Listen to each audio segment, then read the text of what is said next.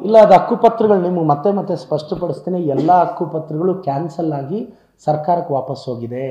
ನೀವು ಇಒರ್ನ ಚಿಕ್ಕಬಳ್ಳಾಪುರ ಇಒನ ಮಂಚೇನಹಳ್ಳಿ ಇಒನ ಕೇಳಿ, ಅಷ್ಟು ಹಕ್ಕುಪತ್ರಗಳು ಸರ್ಕಾರ ಹಿಂಪಡೆದಿದೆ, ವಾಪಸ್ ಹೋಗಿದೆ.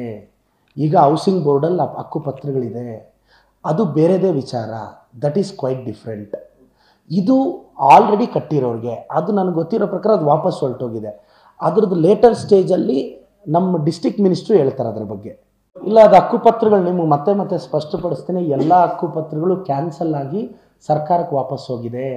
ನೀವು ಇಒರ್ನ ಚಿಕ್ಕಬಳ್ಳಾಪುರ ಇಒನ ಮಂಚೇನಹಳ್ಳಿ ಇಒನ ಕೇಳಿ, ಅಷ್ಟು ಹಕ್ಕುಪತ್ರಗಳು ಸರ್ಕಾರ ಹಿಂಪಡೆದಿದೆ, ವಾಪಸ್ ಹೋಗಿದೆ. ಈಗ ಹೌಸಿಂಗ್ ಬೋರ್ಡಲ್ಲಿ ಹಕ್ಕುಪತ್ರಗಳಿದೆ, ಅದು ಬೇರೆದೇ ವಿಚಾರ. That is quite different.